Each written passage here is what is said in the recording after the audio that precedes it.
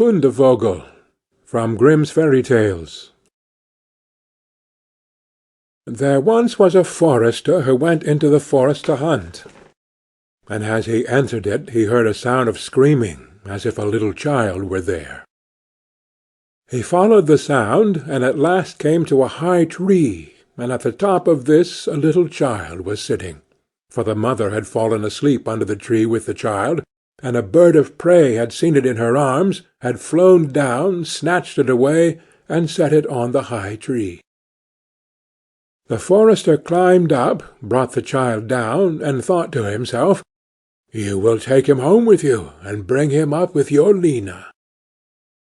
He took it home, therefore, and the two children grew up together, and the one which he had found on a tree was called Fundevogel, because a bird had carried it away. Fundevogel and Lena loved each other so dearly that when they did not see each other they were sad. Now the forester had an old cook, who one evening took 2 pails and began to fetch water, and did not go once only, but many times out to the spring. Lena saw this, and said, "Listen, old Sanna, why are you fetching so much water? If you will never repeat it to any one, I will tell you why." So Lena said no, she would never repeat it to any one. And then the cook said, "Early to-morrow morning, when the forester is out hunting, I will heat the water, and when it is boiling in the kettle, I will throw in Fundevogel, and will boil him in it." Early next morning the forester got up and went out hunting, and when he was gone the children were still in bed. Then Lena said to Fundevogel, "If you will never leave me, I too will never leave you."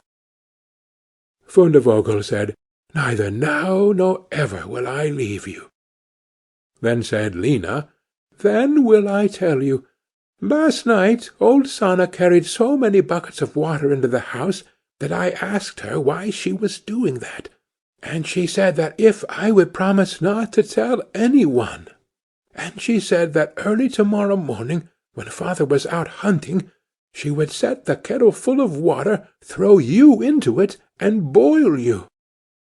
But we will get up quickly, dress ourselves, and go away together." The 2 children therefore got up, dressed themselves quickly, and went away.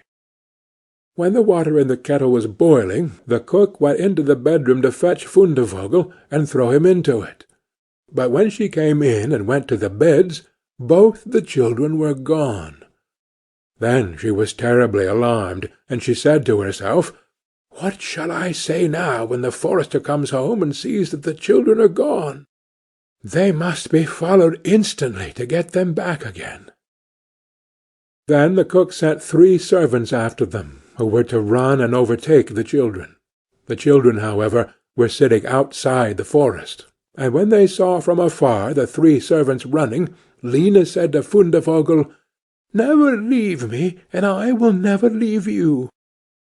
Fundevogel said, "Neither now nor ever." Then said Lena, "Do you become a rose-tree, and I the rose upon it."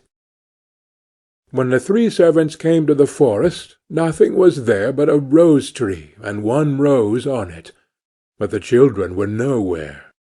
Then said they, "There is nothing to be done here," and they went home and told the cook that they had seen nothing in the forest but a little rose-bush with 1 rose on it.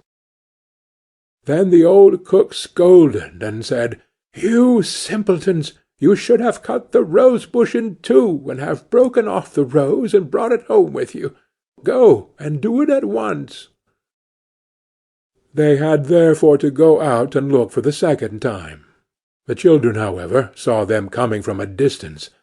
Then Lena said, "Fundevogel, never leave me, and I will never leave you." Fundevogel said, "Neither now nor ever." Said Lena, "Then do you become a church, and I'll be the chandelier in it." So when the 3 servants came, nothing was there but a church with a chandelier in it. They said therefore to each other, What can we do here? Let us go home." When they got home, the cook asked if they had not found them. So they said no, they had found nothing but a church, and there was a chandelier in it. And the cook scolded them, and said, "You fools! Why did you not pull the church to pieces, and bring the chandelier home with you?" And now the old cook herself got on her legs, and went with the 3 servants in pursuit of the children. The children, however, saw from afar that the 3 servants were coming, and the cook waddling after them. Then said Lena, "Fundevogel, never leave me, and I will never leave you." Then said Fundevogel, "Neither now nor ever."